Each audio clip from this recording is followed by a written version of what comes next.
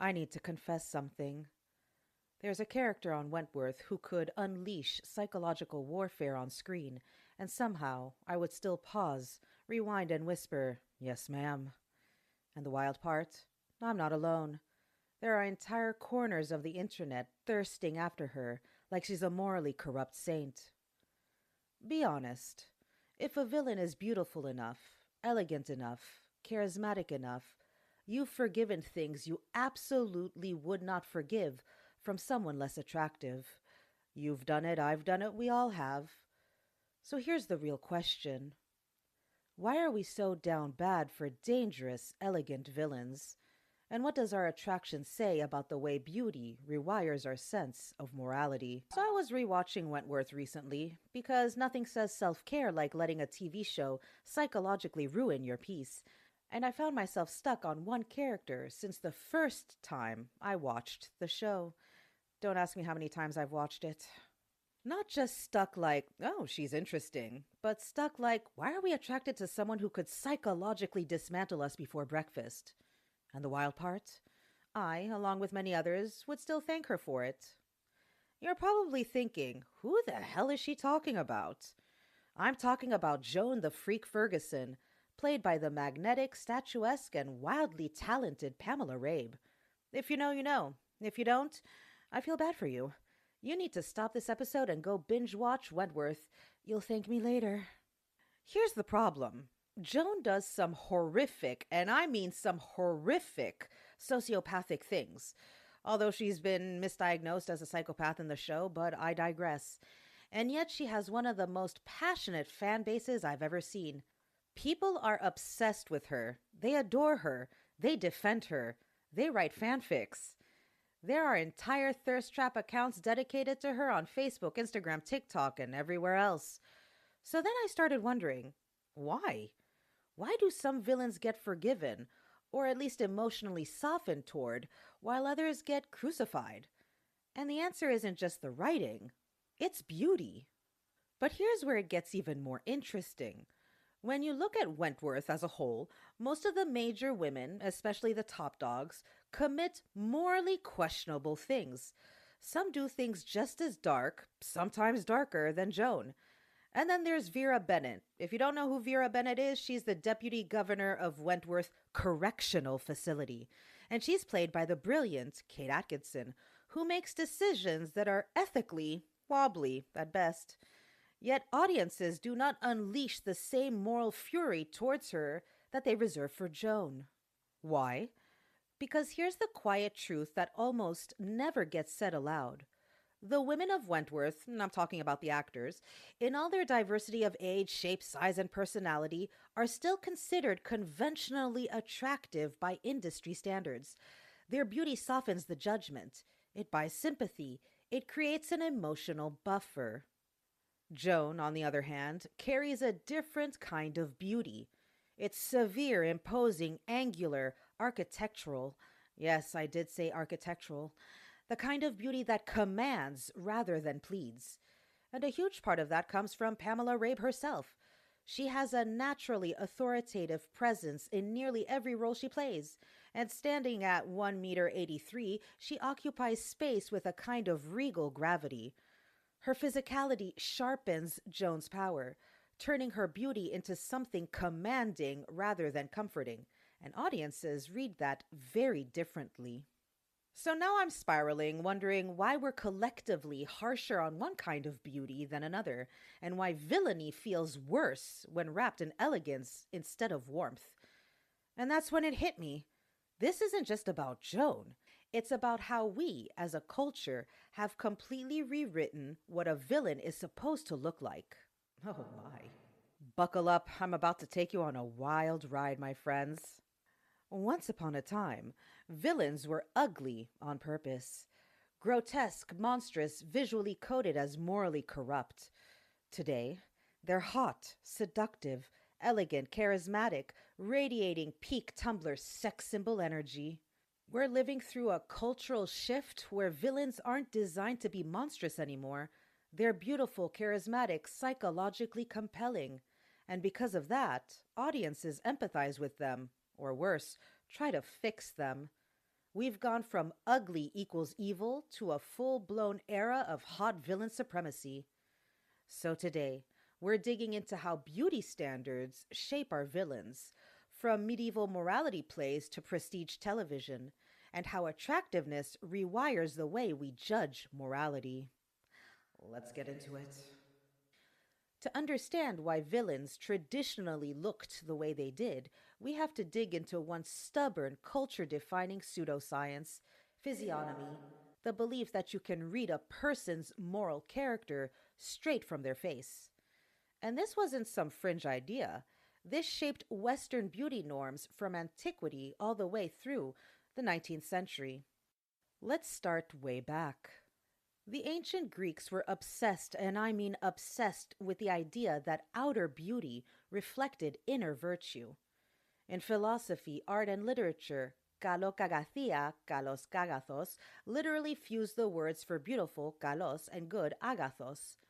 Socrates himself complains in Xenophon's Memorabilia that people foolishly associate beauty with goodness, but the culture does it anyway. Classicist Helen North writes, "For the Greeks, the beautiful body was the visible sign of a beautiful soul." And this worldview seeped everywhere. Heroes in myth were beautiful because virtue manifested in physical harmony. Villains and monsters were described as deformed, animalistic, disproportionate. Greek sculptures idolized symmetry because symmetry was moral geometry. When Roman writers later adopted physiognomy, they strengthened the link. The Roman statesman, philosopher, orator, and so much more, Cicero, even argued that the face is a silent testimony of the heart. Early Christian thinkers picked this up too. Not the best inheritance, equating physical purity or radiance with moral goodness. Demons and sinners were visually marked through disfigurement in religious art. So physiognomy wasn't a quirky theory, it was the foundation for how Western culture learned to recognize good and evil. Jump to the 18th century, and along comes Johann Caspar Lavater, a Swiss poet, writer, philosopher, physiognomist, and theologian. He publishes wildly popular volumes claiming he can decode moral essence through facial angles, noses, and jawlines. He delivers bangers like "the face is the mirror of the soul." Translation: beauty equals goodness, ugliness equals moral failure. Art historian Sharona Pearl notes, Lavater transformed beauty into a moral diagnostic tool. This was sold as science. This was taught. This was believed. Then the 19th century said, "Hold my beer, bitches," and things got worse. Enter Cesare Lombroso. I've spoken about this person before in a previous episode, but anyway, he was an Italian eugenicist, criminologist, phrenologist, physician, and founder of the Italian School of Criminology. Do you see where I'm going with this? He insisted that he could identify criminality by asymmetry, scars, protruding jaws, darker skin, primitive features. His words, drenched in racism. Lombroso declared the criminal is an atavistic being. And suddenly, ugliness wasn't just unattractive, it was dangerous, degenerate, criminal. Professor Nicole Rafter, who studied Lombroso, notes he transformed social prejudice into biological destiny. And Hollywood really took notes.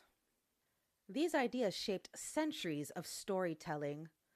Medieval morality plays, villains literally wore grotesque devil masks, so even the back row knew who to hate. Renaissance and Baroque art, light equals divine, dark equals corrupt, twisted bodies equals moral decay. Victorian literature, physical difference equals moral corruption. Think Hyde in Strange Case of Dr. Jekyll and Mr. Hyde, Fagin in Oliver Twist, Frankenstein's creature in Frankenstein. Appearance wasn't descriptive, it was diagnostic. Silent films relied on instant visual shorthand. A limp, a scar, a hunched posture, a facial deformity. You knew instantly, villain. Film historian Angela Smith writes, early cinema did not just reflect physiognomy, it operationalized it. This lineage gives us decades of villains whose evil is baked into their design. Think Wicked Witch, Ursula, the Beast, Sloth, Count Rugen. Their evil wasn't just in their actions, it was a visual script inherited from thousands of years of beauty equals virtue and ugliness equals danger. Now, something shifts in the early 2000s. Writers, showrunners, studios, they all quietly abandoned the grotesque physiognomy coded villain and moved towards something more seductive, psychologically layered, and let's be honest, criminally attractive. And this isn't accidental. This is the moment when prestige TV, digital fandom, Tumblr aesthetics, and character driven storytelling collide. Villains stop being symbols and start being characters with depth, trauma, charisma, and the face card of a demigod. Why the shift? Three big reasons. The rise of anti-heroes. Shows like The Sopranos and Breaking Bad popularize morally complex leads. Viewers learn to empathize with characters who do terrible things. Then comes the Tumblr era of character thirst. Suddenly, a morally complicated villain with cheekbones becomes a meme ecosystem. Beauty as branding. Hollywood realizes attractive villains sell. Fan edits equals free marketing. Hot villains equals cultural glue. So villains evolve from monstrous to magnetic. So the new villain archetypes, beauty first and evil second. Let's look at the women. Now, obviously, you can actually look at any villain from any of your favorite TV shows. I just chose some of them. Here we go. Cersei Lannister, Game of Thrones. She's regal, ruthless, and styled like a medieval couture model. Amy Dunn in Gone Girl. Beautiful, sociopathy packaged in cool girl aesthetics. Villanelle in Killing Eve. A chic high fashion assassin whose outfits of the day nearly overshadow her body count. And when we're talking about body count, we're talking about how many people she's killed. And then you have Catwoman. Multiple glamorous iterations. But she's always in latex, always morally ambiguous, always irresistible. And here's a fun bonus. Even animated villains start getting glow-ups. See the redesigns in modern Batman series or shows like Arcane. Then we're coming to the men. You have characters like Hannibal Lecter, played by Mads Mikkelsen, a cannibal with the bone structure of a Renaissance prince. Loki, Thor, the internet's favorite trickster. You have Patrick Bateman in American Psycho, a narcissistic psychopath wrapped in 1980s beauty culture. Joe Goldberg in You. He's a stalker, a murderer, but filmed like a rom-com protagonist. We're not repulsed anymore. We're interested. We're analyzing, we're projecting, we're making fan edits set to hosiery, we're defending their behavior in comment sections. So why hot villains work? The science and the psychology. I'll make it brief. Psychologist Vivian Diller explains, attractiveness activates empathy and projection. We assume inner goodness based on external appeal. And media scholar Sarah Haglin adds, the beautiful villain invites a conflicted gaze. We condemn and desire simultaneously. But that's just the beginning. Criminologist Yvonne Jukes notes, beauty humanizes deviance. A symmetrical face destabilizes our moral instincts. Film theorist Linda Williams writes, the attractive villain blurs the line between danger and desire, drawing the audience into complicity. And philosopher Noel Carroll connects this to horror aesthetics. Irresistible villains embody the pleasure of transgressive beauty. Translation, a hot villain hijacks the brain. Conflict becomes attraction. Fear becomes fascination. Morality gets negotiable. The 2000s also marked the rise of Tumblr villain worship, fan cams, fan cast culture, reblogged GIF sets, GIFs, I don't know, whatever, fix him, her memes, villain thirst, TikTok, Instagram edit accounts, and AO3 villain redemption arcs. Whole ecosystems emerged dedicated to romanticizing, psychoanalyzing, and beautifying villains. Suddenly, the villain isn't the moral warning, they're the aesthetic. And this becomes the foundation of the hot villain era. We stopped using visual cues to judge goodness. We started using beauty as a shortcut to depth, complexity, trauma, and potential redemption. In other words, The villain's face used to signal danger. Now it signals nuance. And that shift sets the stage for characters like Joan Ferguson, the elegant, severe, psychologically rich villain that audiences can't stop obsessing over. Now let's circle back to Joan Ferguson because this is how this episode came to be, because of Joan Ferguson. Now, she might be one of the clearest, most deliciously unsettling examples of the modern shift towards the seductive, elegant villain. She's not grotesque. She's not visually coded as monstrous. There's no scar as morality signal, no deformity, no limp, none of the classic physiognomic markers we talked about earlier. Instead, she's tall, elegant, poised, sharply dressed. Well, especially in seasons 2 and 3, where she's dressed in a governor's uniform because she is the governor of Wentworth Correctional Facility. And she's psychologically dominant. And wrapped inside all of that is the commanding presence of Pamela Rabe, whose statuesque frame and stage-trained physical precision make Joan feel almost architectural. Joan doesn't just walk into a room, she occupies it. Pamela Rabe plays Joan with an unnerving economy of movement. Her stillness is intentional, weaponized. She stands perfectly aligned, hands clasped, chin angled with just enough tilt to signal dominance. Acting coach Miranda Harcourt has a line that fits Joan to a T. Stillness is power. The less a performer moves, the more the audience watches. Joan doesn't demand attention, she commands it. Even in the way she observes people, that reptilian psychological scan tells you she's already figured out 14 ways to dismantle you. Let's look at the costume. The deep navy blue blazer isn't just an outfit, it's armor.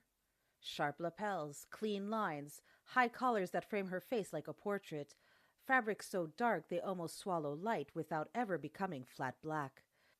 Fashion semiotics associate navy with authority, discipline, professional seriousness, emotional restraint. It's the color of executives, uniformed power, and cold command. Joan's beauty is severe, precise, disciplined, and the blazer amplifies that quality. It makes her look like someone who doesn't just walk into a room, she owns it. A commander of psychological warfare, calibrated in deep blue. Cinematography amplifies her. Low angles that elongate her height, close-ups that read her stillness as threat, wide shots that isolate her like a monolith, backlighting that turns her silhouette into an omen. Film scholar Hannah Hammond writes, audiences read authority on women's bodies as either erotic or threatening, often both.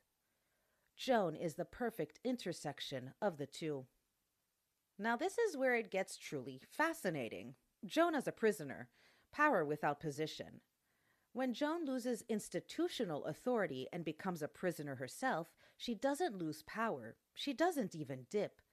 She studies, she observes, she maps the social terrain of the prison the way a predator maps a landscape, quietly, analytically, waiting for patterns to reveal themselves. Because Joan isn't just dangerous when she's in charge, she's dangerous with nothing but her mind.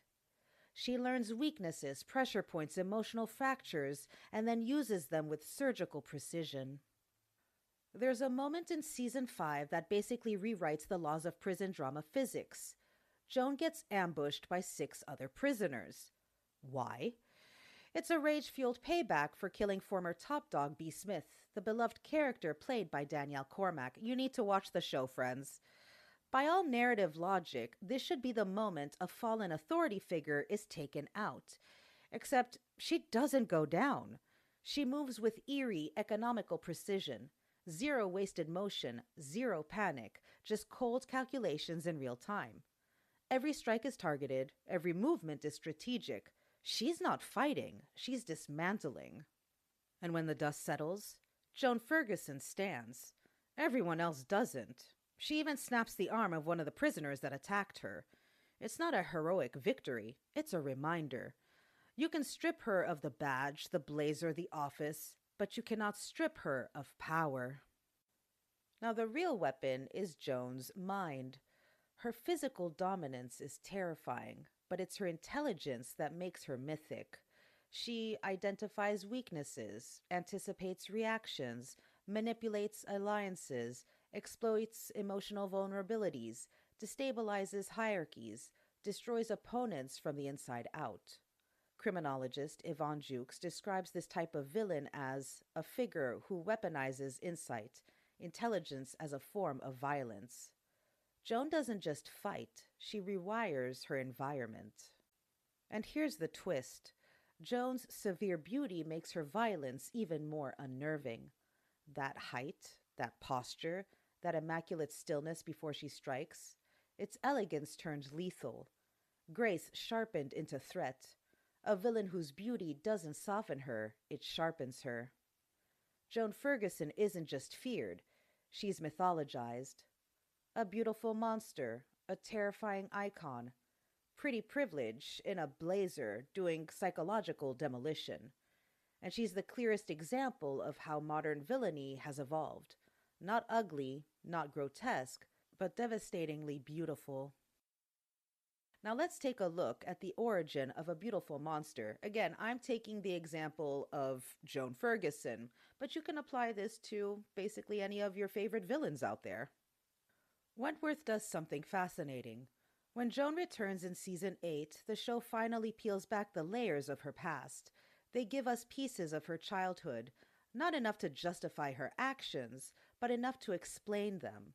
We learn that Joan didn't just become a villain, she was made. Her father, Ivan Ferguson, a deeply abusive figure and a walking red flag with a pulse, murders Joan's mother right in front of her. A trauma so violent that it might as well have been designed in a laboratory to shatter a child's psyche. And this isn't the only fracture in her history. Back in season 2, we learn that Joan fell in love with a prisoner when she was working as an officer at another facility. A woman who meant something to her, maybe the only person who ever did apart from her mother. But the other prisoners find out about their relationship and they kill her because of it. We see Gianna's shadow hanging from the stairwell before Joan cradles her lifeless body, murdered because a prisoner was involved with an officer. It isn't trauma you walk away from. It's trauma that rebuilds you into something unrecognizable. These details don't excuse Joan's actions, far from it, but they contextualize them. This is where the modern villain archetype becomes almost too compelling. We're not just watching someone who's evil for entertainment. We're watching someone who was broken by violence, loss, and betrayal. Three things that audiences instinctively empathize with. Media theorist Angela Ndalianis writes, "The contemporary villain is shaped by wounds. Their trauma becomes the bridge between viewer and monster." That is exactly what Wentworth does with Joan. They don't ask us to forgive her. They ask us to understand her. They turn the freak into a deeply damaged human being who learned domination because vulnerability got people killed. And if we're being honest, we eat this up. As a culture, we love a tragic villain origin story. It humanizes the monster. It turns fear into fascination. It transforms cruelty into consequence. It lets us flirt with empathy while still being terrified. Joan's backstory taps into the exact reason hot villains have taken over modern storytelling. Pain makes them human. Beauty makes them compelling. And together, they make us feel something we're not supposed to feel. Now let's talk about that villain glow-up era. Another sign of this cultural shift: studios aren't just inventing new hot villains, they're renovating old ones. Characters who were once designed to terrify kids and haunt their dreams are now being reintroduced as couture-wearing, cheekbone-forward, emotionally complex icons. This isn't nostalgia, this is strategy. Producers have figured out that a beautiful villain sells, and more importantly, a beautiful villain creates discourse, which is even more valuable. Let's talk examples. Maleficent, played by Angelina Jolie. Once an angular, green-skinned villain designed to traumatize an entire generation. She never traumatized me as a kid in the Disney version, but I digress. Maleficent, now a gothic mother figure with wings, sculpted cheekbones, and tragic backstory trauma. Disney didn't soften her for children, They softened her for adults. Cruella, played by Emma Stone. A woman who originally wanted to murder puppies is now a punk rock fashion antihero with a couture wardrobe and a traumatic origin story. She goes from evil fur hag to London's hottest agent of chaos. Even though I preferred Glenn Close as Cruella, but this isn't about me, my friends. Beauty and the Beast. The Beast is no longer genuinely monstrous. He's a CGI enhanced male model with horns. The original conflict, can you love the unlovable, gets swapped for can you love a mildly furry prince with great bone structure. Dracula, the endless sexy reboots. From Bela Lugosi to Gary Oldman to Luke Evans to Claes Bang, every generation gets a hotter Dracula. The monster of death becomes the brooding, immortal boyfriend. Film scholar Nina Auerbach once wrote, each generation gets the vampire it desires. Translation, we don't want terrifying, we want charismatic danger. And if you're interested in delving deep into vampires, I suggest you listen to my October episodes, Dark Thirst, where I explore the vampire's transformation from grotesque terror to seductive icon. Now, animated and comic villains get makeovers too.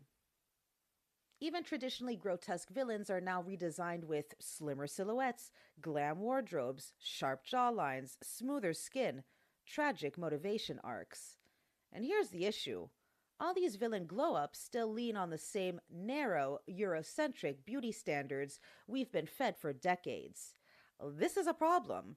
And I could talk about how messy and limiting that is, but honestly, I already have about 115 episodes worth.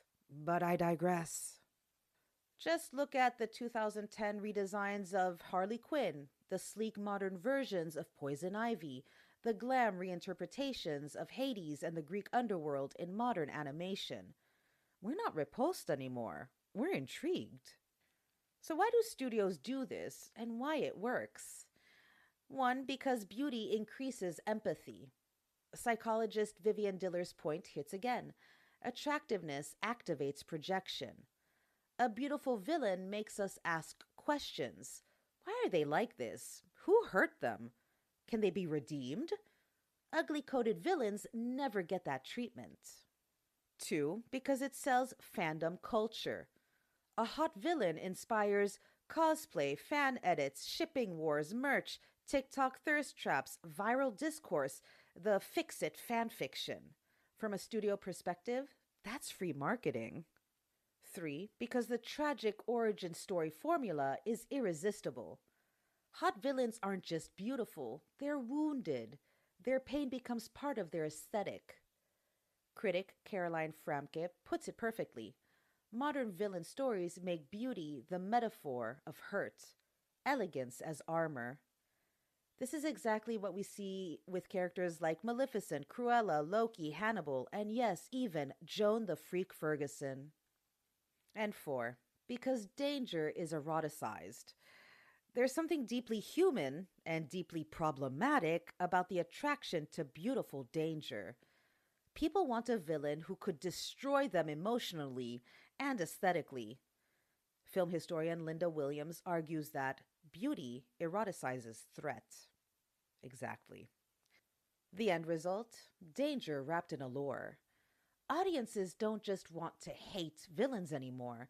They want to empathize, fantasize, psychoanalyze, fix, obsess, thirst, spiral, post about them at 3 a.m.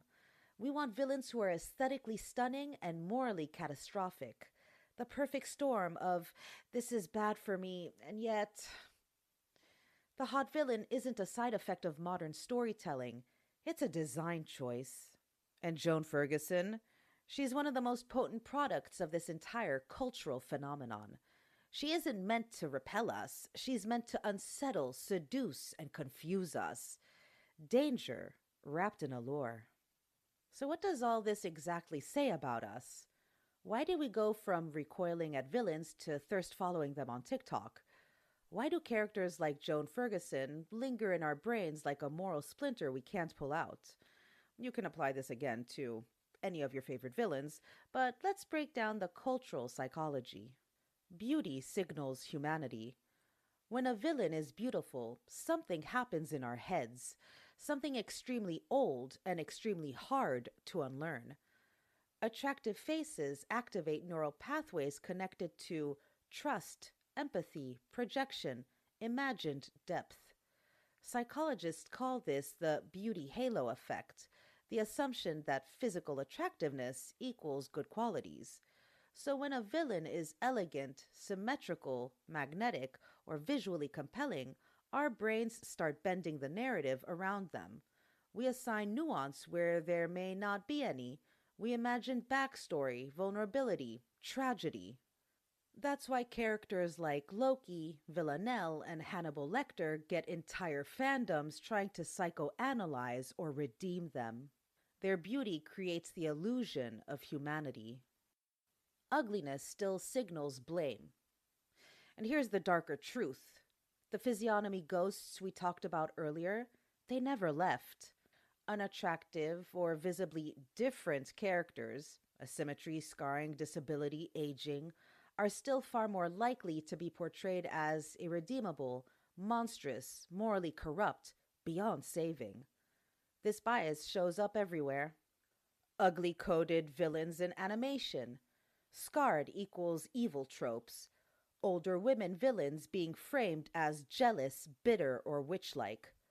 Neurodivergent coded characters being cast as unstable or threatening. Media scholar Heather Lamar calls this aesthetic blame, the idea that the face itself becomes evidence of the crime. We have replaced Lavatar and Lombroso with Hollywood lighting and casting rooms, but the instinct lingers. Pretty privilege shapes morality. We don't just judge actions, we judge faces. We don't just react to behavior, we react to beauty. Media scholar Linda Williams puts it perfectly. Audiences forgive beauty. They justify it. They seek to save it. A beautiful villain is never just a villain. They are wounded, complex, tragic, misunderstood, redeemable, even when they're absolutely not. While unattractive villains are often portrayed as the moral dead end of the story, beauty becomes its own moral currency. Trauma plus beauty equal the modern villain cocktail. Hot villains almost always come with a tragic backstory, and audiences eat it up. Because pain humanizes, beauty glamorizes, and the combination creates a psychological trapdoor. You're not supposed to root for them, but you do. Villains like Maleficent, Cruella, Loki, and Joan Ferguson use this formula to perfection. Their tragedies become the emotional bridge between viewer and villain. Their beauty becomes the aesthetic incentive to cross it. The "I can fix them" syndrome. Look, we have to talk about this. Part of the hot villain craze is tied to a messy psychological fantasy. The idea that your empathy could reach the unreachable, that your love could soften the monster, that you can understand them in ways the narrative world doesn't. It's delusional, it's deeply human, and it fuels hundreds of thousands of fan edits, but it's rooted in a simple truth. We're more willing to redeem someone who is pleasing to look at. And honestly, that explains a lot about the very complicated relationship that people have with the character of Joan Ferguson. Joan Ferguson is beautiful, magnetic, dangerous, psychologically rich, tragic, elegant, terrifying, compelling in ways we probably shouldn't admit out loud. Her beauty makes her more frightening. Her trauma makes her more human. And together, they make her the exact kind of villain we can't quite condemn or resist. And here's the real kicker. This isn't just the culture we built, it's the culture we were sold. Because beautiful villains make money, make discourse, make fandoms, and we bought into it so hard that we helped shape it in return. So the next time you catch yourself rooting for a villain, or whispering, "I can fix them," at 3 a.m., or falling down a fan edit rabbit hole so deep you forget where you left your moral compass, remember, you're not weak. you're reacting to centuries of visual conditioning. A conditioning that once taught us that beauty equals goodness, and now tells us that beauty equals tragic, complicated, morally spicy evil. And the wild part? This wasn't an accident. This is the culture we were sold, because hot villains generate profit, discourse, obsession, and we bought into it so hard that we helped reinforce it. So if you catch yourself spiraling over someone like, let's say, Joan Ferguson, trust me, you're in extremely crowded and extremely thirsty company. I hope you enjoyed this deep dive where we dug into how beauty shapes our villains, shapes our empathy, and shapes the very way we judge morality. And if you did, share this episode with your friends, your family, your coworkers, hell, even your mortal enemy, because I guarantee at least one person in your life is secretly thirsting after a hot villain, convinced they can fix them with a hug. Honestly, I think this might be the best episode to date, and we have the enigmatic Joan Ferguson to thank for that. You'll hear from me again next week. Bye! Make it clap, clap, clap. Make it clap, clap, clap. Make it clap, clap, clap. Make it clap, clap. Make it clap, clap.